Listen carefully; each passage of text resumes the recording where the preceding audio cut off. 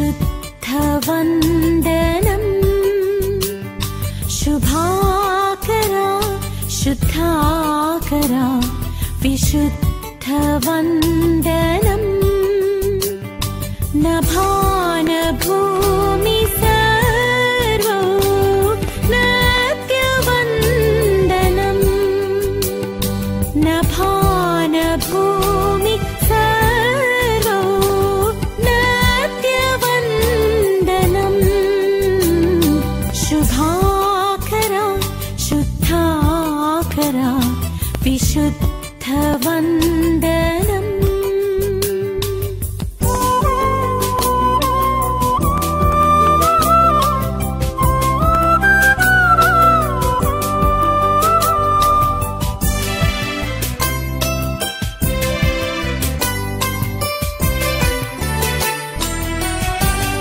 దేవునికి మహిమ కలుగును గాక. ఆమేన్. బైబిల్ మిషన్ ధ్వని ప్రేక్షకులకు మా ప్రత్యేకమైన వందన మన్నాతులు. గడిచిన 2 వారములలో ఎలా పోరాడకూడదు అనే కొన్ని విషయాలు మనం ఎరిగిన వారమై ఉన్నాం. ముఖ్యంగా ఈ ప్రోగ్రాం బైబిల్ మిషన్ ధ్వని దేవుడు బయలుపరిచిన బైబిల్ మిషన్. ఆ బైబిల్ మిషన్లో ముఖ్యంగా ఆ బైబిల్ మిషన్ యొక్క మూల సిద్ధాంతము ఏ మతమును కానీ ఏ వ్యక్తిని కానీ దూషింపరాదు, ద్వేషింపరాదు. ఇది బైబిల్ మిషన్ యొక్క మూల సిద్ధాంతం. అలాగని బైబిల్ మిషన్ యొక్క మూల వాక్యము ఆయన మీతో చెప్పినది చేయుడి. యోహాను శుభవార్త 2వ అధ్యాయము 5వ వచనము. ఈ వచనము బైబిల్ మిషన్ యొక్క మూల వాక్యం. ఈరోజు కొద్ది నిమిషాలు ఈ వాక్యము గురించి మాట్లాడుకుందాం.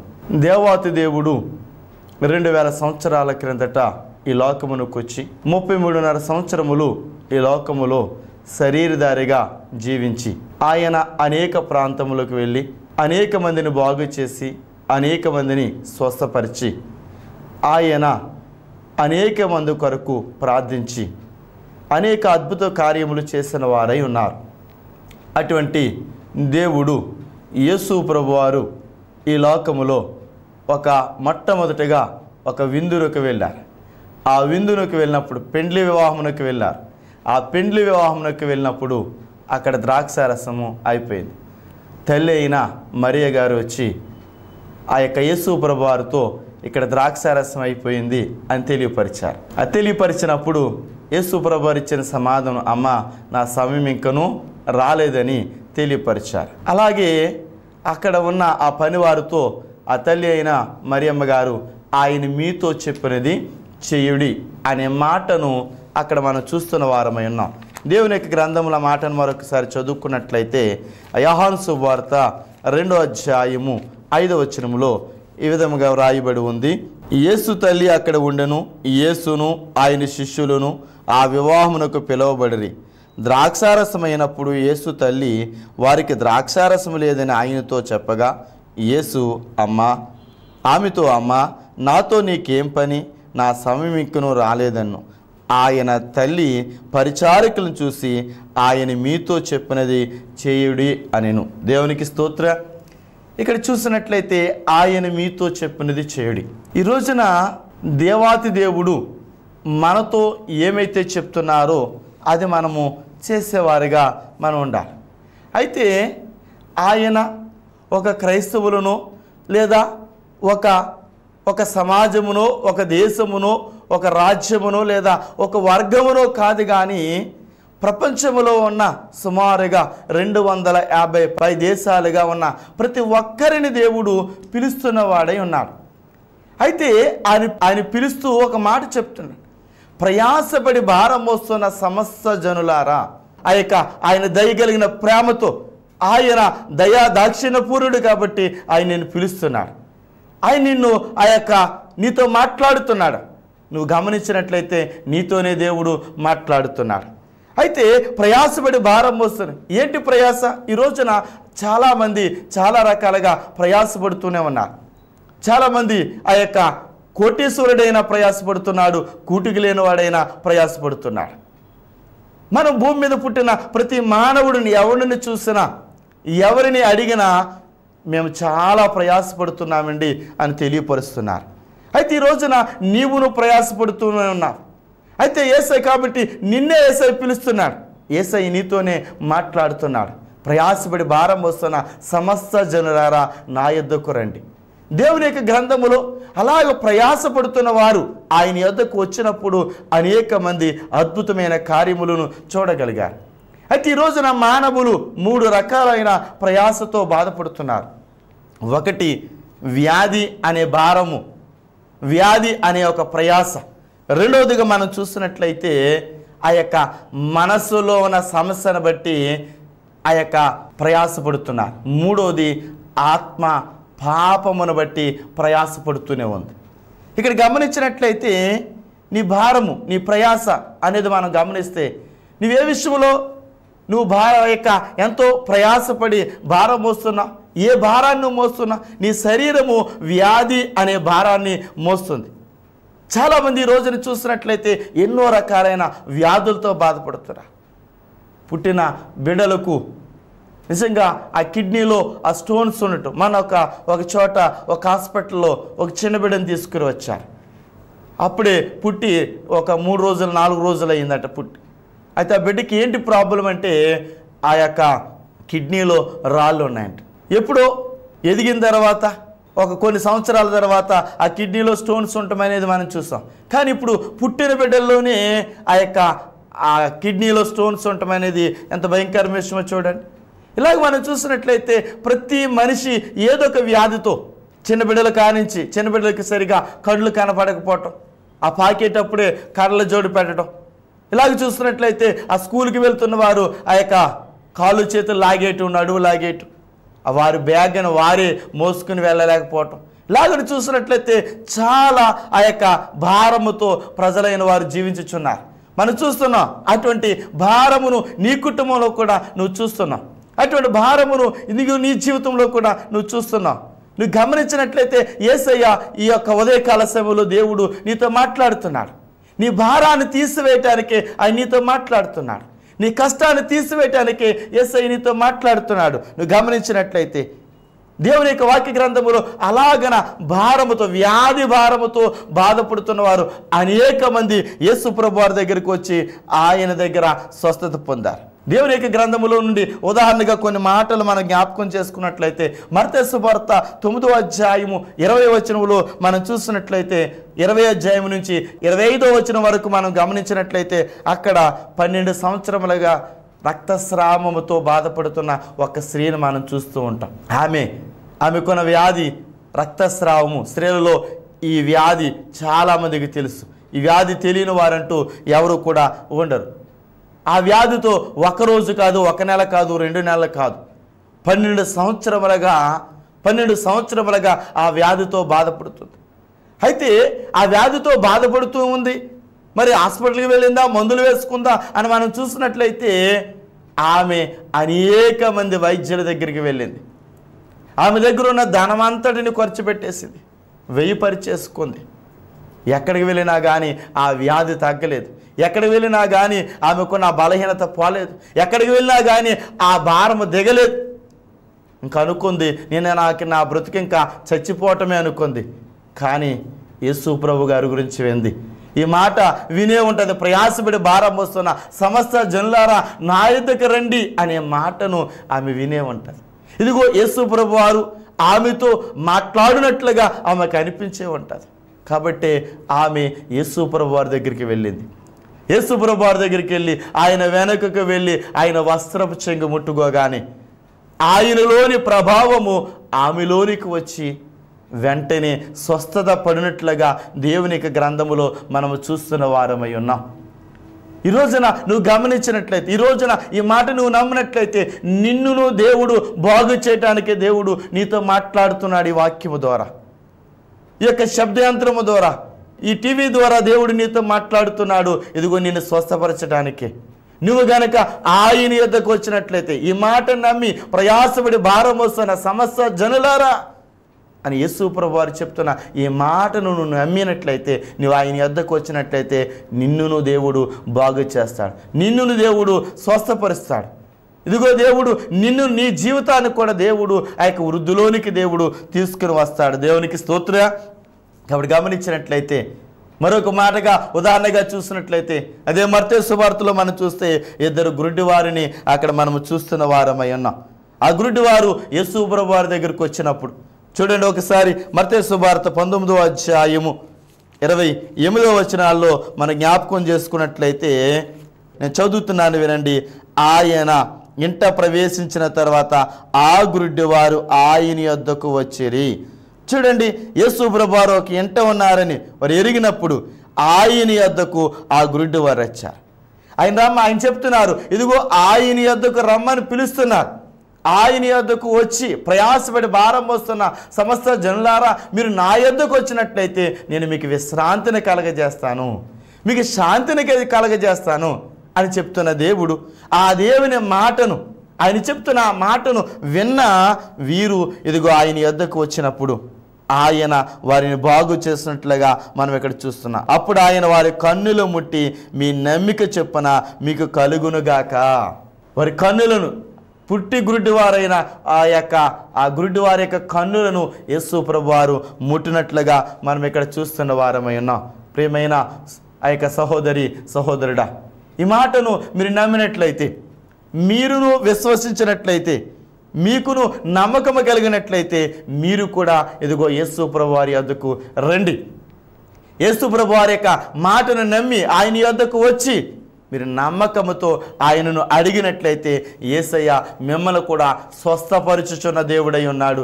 దేవునికి స్తోత్రం, దేవునికి మహిమ కలుగును గాక. గమనించండి, ఆ యొక్క యేసయ్య నీ భారాన్ని తీయటానికి, నీ యొక్క వ్యాధి భారాన్ని దేవుడు తీసివేయటానికే దేవుడు నీతో మాట్లాడుతున్నాడు. దేవుడు అదే నీకు చెప్తున్నా, ఆయన మీతో చెప్పినది చెయ్యుడి. ఏంటి ఆయన మీతో చెప్పినది చేయడంటే, ఇదిగో ఆయన మీతో ఏం చెప్తున్నాడు, ప్రయాసపడి భారం వస్తున్న సమస్త జనులారా నా యొద్దకు రండి అని చెప్తూ ఆయన దగ్గరకు వచ్చిన వారిని ఇదిగో ఆయన ఇట్టి విధముగా స్వస్థపరచుచున్న దేవుడై ఉన్నాడు. దేవునికి స్తోత్ర. రెండవదిగా మనసు సమస్య చేత ఆ యొక్క నలుగుతుంది. మనసు సమస్య భారము చేత ఆ యొక్క మనసు బలహీనముగా పడుతుంది. చాలామందిని మనం చూస్తున్నప్పుడు నీరసంగా కూర్చుని ఉంటారు. ఏమ్మా ఏంటి అలా కూర్చున్నావు ఏంటి అని అడిగినప్పుడు వారు అంటారు, ఏమండి మనసు బాగోలేదండి.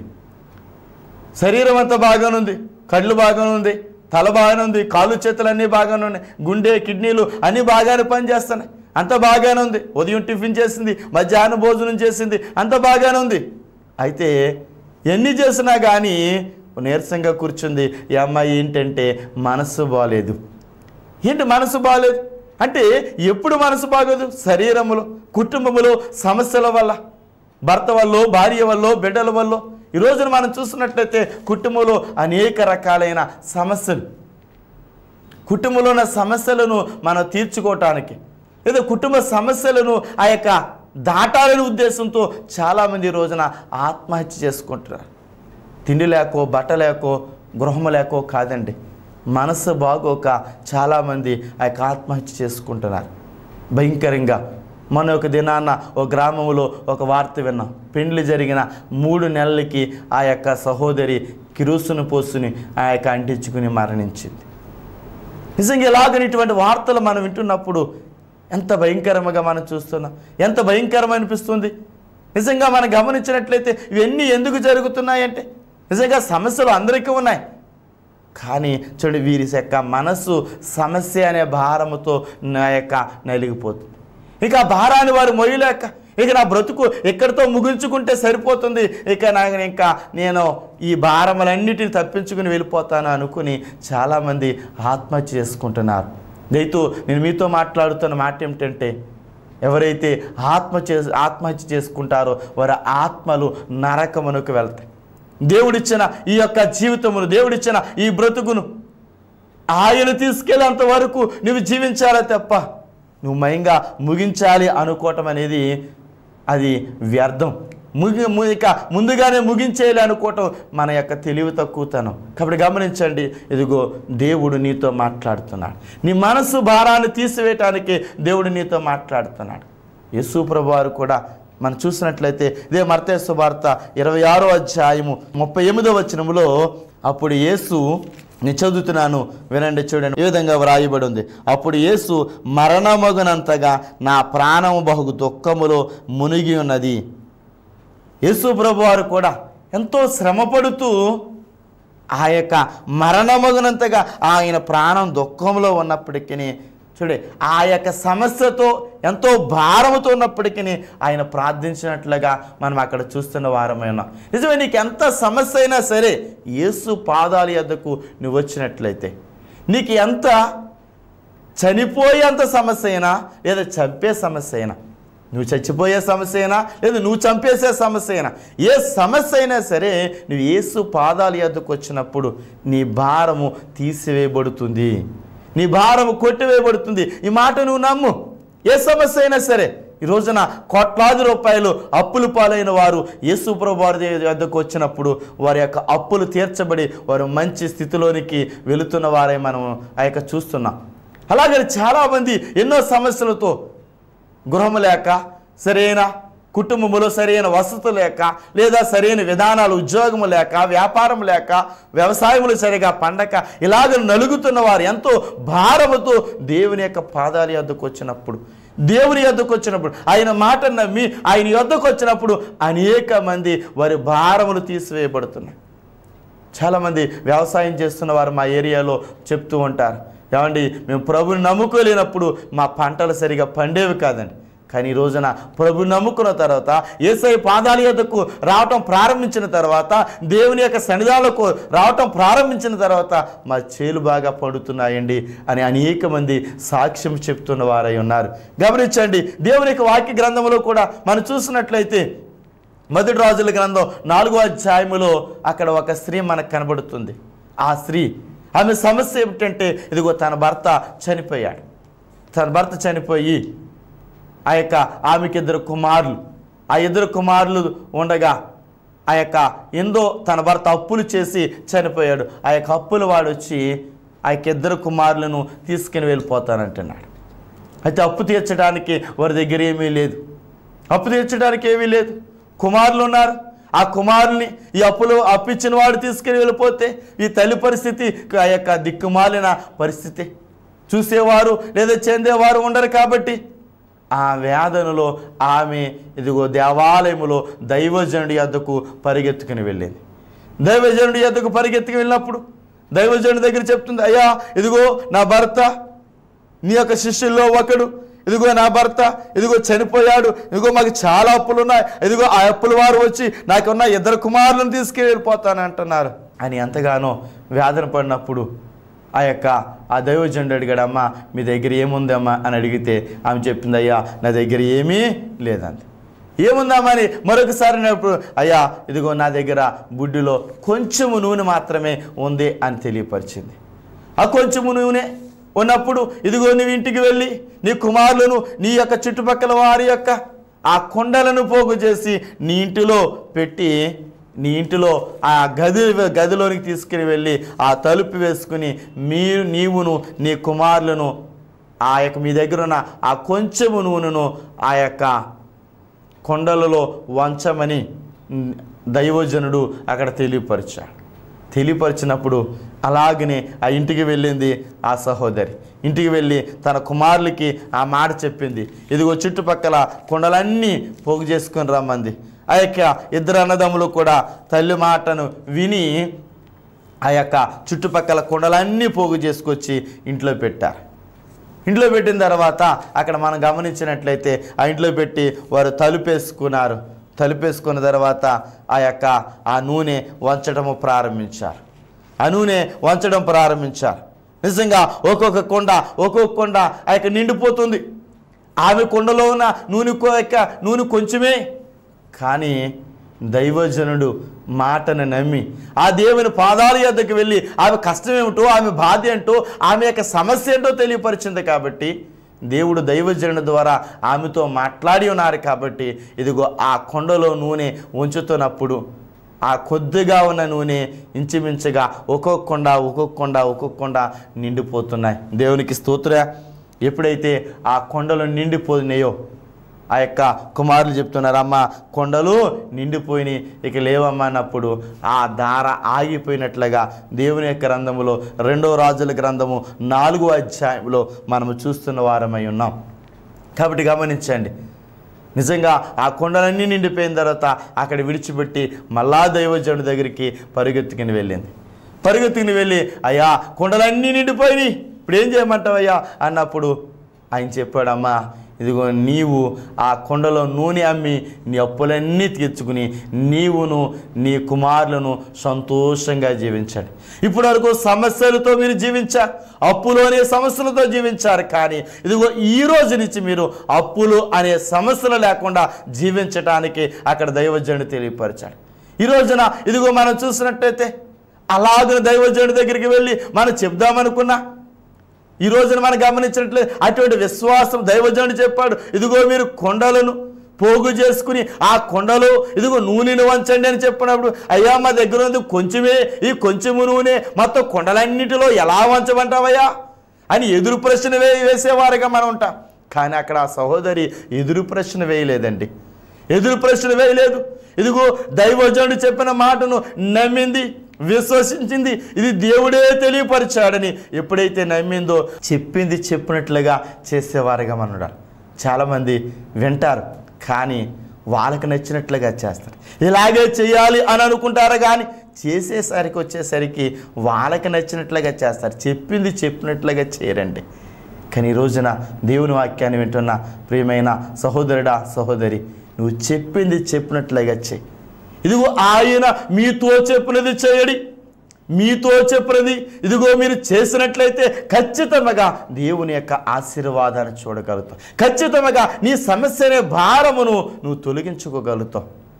కాబట్టి చెప్పింది చెప్పినట్లుగా మీరు చేయండి. ఇక్కడ చూసినట్లయితే ఇదిగో చెప్పింది చెప్పినట్లుగా చేసింది. అయ్యా ఇదిగో కొంచెం నూనె కొండలన్నీ ఎలా నిండుతాయి అని ఎదురు ప్రశ్న వేయలేదు. అలాగనే ఇంటికి వెళ్ళి ఆ కొండలో ఉంచివేసిన తర్వాత కొండలన్నీ నిండిపోయిన తర్వాత ఇంకా మనకు దైవజనుడితో ఇంకేం పని ఉందిలే అని కొండలో ఉన్న నూనె అమ్ముకోవడానికి వెళ్ళలేదు, కానీ మరలా దైవజనుడి దగ్గరికే పరిగెత్తుకుని వెళ్ళింది. ఈరోజుని సహోదరుడా సహోదరి ప్రియమైన విశ్వాసి, ఇదిగో నువ్వు దేవుని యొద్దకు నువ్వు నిజమే కష్టంలో ఉన్నప్పుడు పరిగెడుతున్నావు, నిజంగా సంతోషంలో ఉన్నప్పుడు నువ్వు పరిగెడుతున్నావా?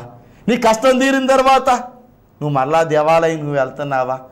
యేసుప్రభువు వారి దగ్గరికి 10 మంది కుష్ఠరోగులు వచ్చినప్పుడు ఆయన చెప్పారు, మీరు వెళ్ళండి, మార్గ మధ్యంలో స్వస్థత పొందుతారు. ఇదిగో వారు వెళుతున్న మార్గంలోనే 10 మంది స్వస్థత పొందారు, వారి కుష్ఠరోగాలు పోయినాయి. ఆ 10 మందిలో 9 మంది వెళ్ళి లోకంలో కలిసిపోయారు, ఒక్కడ మాత్రమే వెనక్కి వచ్చాడు. కష్టం తీరిపోయింది, ఇప్పుడు సంతోషంలో ఒక్కడ మాత్రం వెనక్కి వచ్చాడు. ఈ రోజున అలాగే చాలామంది దేవాలయంకి వెళ్తున్నారు, కానీ స్వస్థత పొందినప్పుడు వారి సమస్య తీరిపోయినప్పుడు వారికి ఇంక బాగున్నప్పుడు మరలా వారు దేవాలయంలోకి వెళ్ళటం మానివేస్తున్నారు. కానీ ఇక్కడ ఈ యొక్క సహోదరు అలా చేయలేదండి. కొండలు నిండిపోయిన తర్వాత మరలా దైవజనుడి దగ్గరికి పరిగెత్తుకుని వెళ్ళింది. చాలామంది వెళ్దామని ఆశపడతారు, వెళ్ళిన కానించి మళ్ళా పాస్టర్ గారు మళ్ళీ కొండ అడుగుతాడేమో అని భయం, మళ్ళా లేదా దశమ భాగం అడుగుతాడేమో భయం. కొంతమందికి ఇదిగో సగం కొండలు ఇచ్చేయమ్మా, దేవాలయంకి నూనె లేదు నూనె ఇచ్చేయమ్మా అని అడుగుతాడేమని మరికొంతకు భయం. కానీ నిజంగా అక్కడ చూసినట్లయితే దైవజనుడు కూడా ఏమీ అడగలేదు, అమ్మా నీ అప్పులు తీర్చుకుని నీవును నీ కుటుంబం సంతోషంగా ఉండండి. నిజంగా ఈ రోజున కూడా మనం చూసినట్లయితే చాలామంది దైవ సేవకులు మనం చూసినట్లయితే అందులో దశమ భాగం అడిగేవాళ్ళు కొంతమంది, ఇదిగో మాకు అందులో కొంత నూనె మాకు ఇచ్చేయాలని కొంతమంది, లేదా సగం సొమ్ము మాకు ఇచ్చేయండి అని చాలామంది ఇలాగ అడుగుతున్న వారే అనేక మంది అయిపోయారు. కాబట్టి విశ్వాసులు కూడా అలాగనే భయపడుతున్నారు. కాబట్టి నిజంగా దైవ సేవకులైన వారు అలాగ అడగవలసిన పని లేదు. దేవుడు మనకన్నిటినీ సమృద్ధిగా ఇస్తానన్నాడు, ఏది కావాలో అది మనకిస్తానన్నాడు. దేవునికి మహిమ కలుగునుగాక. కాబట్టి దేవుడు ప్రయాసపడి భారం వస్తున్న సమస్త జనులారా దేవుడు మిమ్మల్ని పిలుస్తున్నాడు.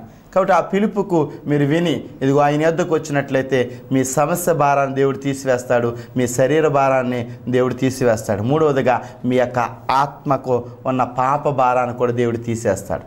కాబట్టి దేవుని యొద్దకు మీరు రండి, దేవుని సన్నిధానంలో ఏకీభవించండి. దేవుడి కొద్ది మాటలు దేవుడు దీవించునుగాక. ఆమెన్. ప్రార్థన చేసుకుందాం. నాతో ఏకీభించండి. ఏ సమస్య ఉన్నవారైనా నాతో ఏకీభించండి. ప్రార్థన. మహోన్నతుడా, మహాగుణుడా, సర్వోన్నతుడా, సర్వ సృష్టికర్తమైన దేవా, మీకు వేలాది వందనాలు, స్తుతులు స్తోత్రములు తండ్రి. దేవా, ఇదిగో నీ ప్రియబిడ్డలతో దేవా మీరు మాట్లాడారు, మీకు వందనాలు. ఆయన మీతో చెప్పినది చెయ్యడి అనే మాటను మీరు మాట్లాడినందుకు మీకు వందనాలు, మీకు స్తోత్రాలు తండ్రి.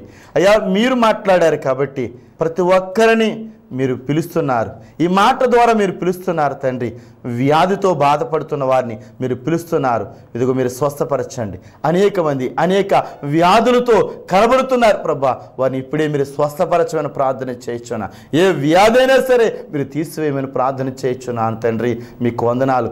రెండవదిగా ఎన్నో సమస్యలు తండ్రి. అయ్యా, భార్య భర్తలు బిడ్డలు అయ్యా ఇలాగ ఎన్నో సమస్యలు ప్రభా. ఈ సమస్యల అయినా బట్టి తండ్రి వారికి మీరు విడుదల చేసి ఆ సమస్య భారముల వరకు తీసివేయమని ప్రార్థన చేయించున్నాను తండ్రి. యేసు క్రీస్తు నామములో బ్రతమాలి వేడుకొనిచున్నాను తండ్రి. ఆమేన్. ప్రియమైన మోక్ష మార్గ టీవీ ప్రేక్షకులకు అలాగునే బైబిల్ మిషన్ ధ్వని ప్రేక్షకులకు ప్రత్యేకమైన వందనమన్నాతులు. 2017వ సంవత్సరంలో దేవుడు ఈ టీవీ పరిచర్యలో అడుగుపెట్టడానికి దేవుడు కృప చూపించారు. అందులకు దేవాతి దేవునికే మహిమ కలుగునుగాక. ఈ టీవీ ప్రోగ్రాంను సంఘములో సహోదరి ఎంతో కష్టపడి పనిచేసి 1 నెల ఈ టీవీ ప్రోగ్రాం స్పాన్సర్ చేస్తున్న ఆ సహోదరిని, వారి కుటుంబాన్ని దేవుడు దీవించునుగాక. ఆమేన్. ఆ సహోదరి కుటుంబం కొరకు మీరందరూ ప్రార్థన చేయాలని ప్రేమతో మీకు తెలియపరుస్తున్నాను.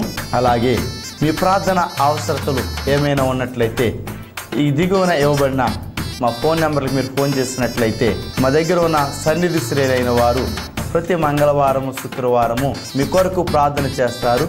అలాగే నిత్యము దైవ సన్నిధి తెల్లవారుజామున దైవ సన్నిధిలో మీ ప్రార్థన అవసరతల కొరకు ప్రార్థన చేస్తూ ఉంటాం. కావున మీకెవరికైనా ఏదైనా ప్రార్థన అవసరతలు ఉన్నట్లయితే మా అడ్రస్కు ఒక ఉత్తరమైన వ్రాయచ్చు, లేదా ఈ కింద ఇవ్వబడిన ఆ ఫోన్ నెంబర్కి మీరు ఫోన్ చేసి తెలియపరిచినట్లయితే అవి రాసుకుని మీ అంశం నెరవేరేంత వరకు ప్రార్థన చేస్తూ ఉంటాం. దేవుడు మిమ్మల్ని దీవించునుగాక. ఆమేన్. మరణాత. మా యొక్క అడ్రస్ దేవుడు బయలుపరిచిన బైబిల్ మిషను మహిమ మరణాత శాలే మందిరం, చెరువుగట్టు, వడలి, పెనుగొండ మండలం, పశ్చిమ గోదావరి జిల్లా, ఇండియా. దేవుడు మిమ్మల్ని దీవించునుగాక. ఆమేన్.